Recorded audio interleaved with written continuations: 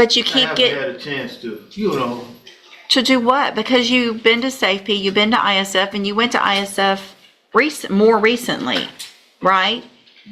Yes, ma'am. Okay. As soon as I got out, I got it right on probation, and I haven't had a chance to. You got right on probation. You didn't. Yes, ma'am. You tested. And I had to go to Beaumont, which You I'm tested from, positive for cocaine. After spending 23 of the last 30 years in prison, this defendant was given one final chance to turn his life around. Instead of sending him back to prison, Judge Raquel West had previously shown mercy by placing him on probation. But after failing drug tests and violating that trust, he found himself back in court asking for yet another opportunity. This time, the judge had a difficult decision to make. In prison 23 years out of the last 30 years, so I've been doing my time, and But you I keep haven't had a chance to, to do what? Because you've been to SafeP, you've been to ISF, and you went to ISF more recently, right? Yes, ma'am. Okay. As soon as I got out, I got it right on probation, and I haven't had a chance to. You got right on probation. You didn't. Yes, ma'am. You tested. And I had to go to Beaumont, which You I'm tested from, positive for cocaine. Yes, After I all of understand. this time and all the different things that have been given to you and the opportunity that I gave you back in January of last year, you pled open. Just open to me. I could have done anything. Yes. I could have sent you to prison for 20 years, 10 years, and I gave you an opportunity. And I said on that day, because Mr. Coleman printed it out for I know me. what you said. Well, Ma'am.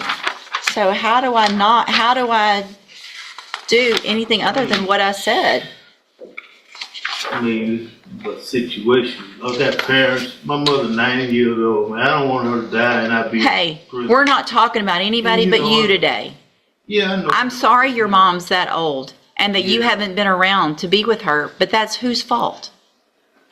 It's not going to be my fault if you're not there. How about some personal responsibility instead of my mom is old and What I don't would send like me to do, prison? ma'am, Judge, what I was saying about this. Go ahead. He was warned about not coming back, and the court didn't want to hear about a relapse, but I don't know that this is really a relapse. You never really got the help. On this most recent term of probation with the JCDI, and if transportation is going to be a problem, I know he's already been to SafeP, Judge, but it would be the relapse portion of SafeP would be appropriate, or a whole new term. Hold on. So if I'm reading this, I want to know when he went to ISF this last time. Parole sent him when, because the way I'm reading is you were released from ISF and started JCDI August 6th of 2024. So I put you on probation in January, and between January and August, you went to ISF last year. Is that correct or no? Parole sent him to ISF because of this new charge. Okay. So when was that? He was in custody in Jefferson County, Mhm. and then from custody. Went straight there. So I placed you on probation. You never got out. You went and got help at ISF. Okay. All right. Anything else? And Judge, if the court, and it seems like the court is not leaning towards probation. No. No. I would point out, we understand the range of punishment is up to 20 years, but the bottom line of that range is 2 to 20. And I still haven't done anything yet. So your response and how you act right now is going to go into what I do. yeah, I understand the legislation makes it possible to go all the way up to 20, but it also makes it possible to go down as low as 2. I think we have to look at each case for the facts, and the underlying offense was a theft at the Dollar General, I think, or Family Dollar. I think it was about $100 worth of merchandise. I would ask the court to consider something at the lower end of the range, maybe 2 to 5. Just because we can drop the hammer on them. During the hearing, the defendant spoke about his addiction, his elderly mother, and the struggles he had faced throughout his life. His attorney asked the court for a lighter sentence, arguing that he still deserved another chance. But the prosecutor reminded the judge that the defendant had already received probation, treatment programs, and multiple opportunities to change. Judge West made it clear that the issue wasn't a lack of chances. It was a failure to take personal responsibility. Drop the hammer on them. That doesn't necessarily mean that we should. And that's what we're asking the court to do. Probation is not going to be an option. Thank you. Mr. Coleman? I'll keep it brief. The defendant has earned every bit of a 15-year sentence in prison. That's what I asked for originally. You placed on deferred. That's what I'm asking for today. Three things I'd like to quickly point out, Your Honor. Looking at the defendant's version in the updated PSI, he says that when he was placed on in the JCDI program, that he believes it was an attempt to set him up for failure, demonstrating a lack of acceptance of his own responsibility. The resources and time that have been dedicated to this defendant, limited resources, mind you, could have been redirected to someone who is more amenable to being rehabilitated. Lastly, you got his full criminal history there in the original PSI. And I provided you with the transcript from the sentencing just to remind the court. I know you see a lot of defendants, but just to remind the court that you essentially told him up front this was essentially a zero tolerance probation. And I do appreciate that because I do see a lot and I don't remember it all, but Mr. Taylor, do you have anything you want to say? Yes, ma'am, you know,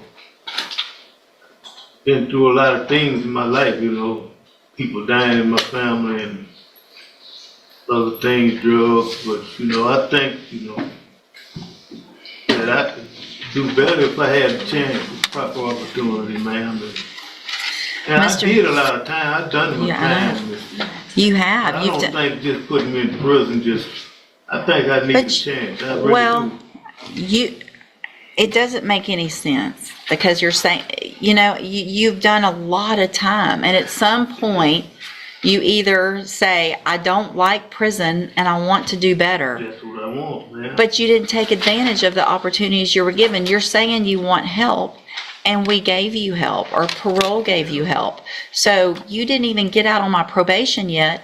You had ISF, a reminder of the tools that you had a long time ago. You had those things, and you got out, and you didn't take advantage of the opportunity that I told you. You better take advantage of it because you're not going to get it again. You're saying the same things that you said. Please just give me another chance. I'm going to do better.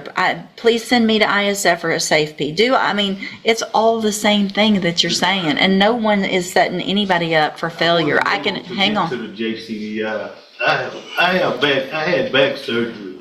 So what you're telling me is when did you have back surgery? 8 years ago. Okay. But they only did half. Listen.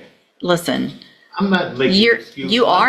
If you're throwing out to me that you had back surgery 8 years ago, then you are digging for everything you possibly can, and we're done with all that. I'm going to find that you previously entered your pleas are true to counts 1 through 6 freely and voluntarily.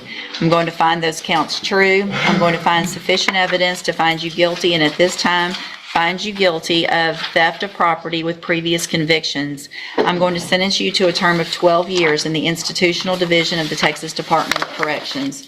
You will receive credit on that sentence for any time that you've been in custody that the law gives you the right to receive. I'm going to hand you trial court certification that shows this was not an agreement. You do have some limited rights to appeal. You can talk to Mr. Rojas about that. I'm also going to hand you a written admonishment regarding your ineligibility to possess a firearm or ammunition. Because of the judgment entered against you, you're ineligible under Texas law to possess a firearm or ammunition. Possession of a firearm or ammunition could lead to charges against you. Firearm is a legal term, and you should read the written admonishment I provide you to see what devices qualify as a firearm. If you have any questions about the laws that make you ineligible to possess a firearm or ammunition, or about how long that lasts, you can talk to Mr. Rojas. Y'all need to sign that, and he'll give you a copy of it. Thank you. Thank you, ma'am, for being here.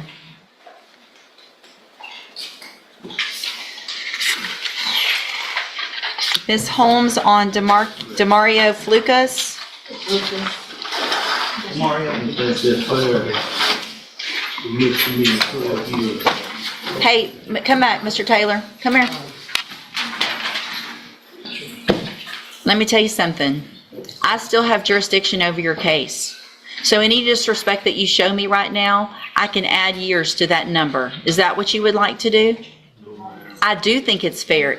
It doesn't matter that it's a misdemeanor. You keep doing it over and over. Go back with the bailiff. And you probably should keep your mouth shut this time. Subscribe for more real courtroom moments. After hearing both sides, Judge Raquel West revoked his probation and sentenced him to 12 years in prison.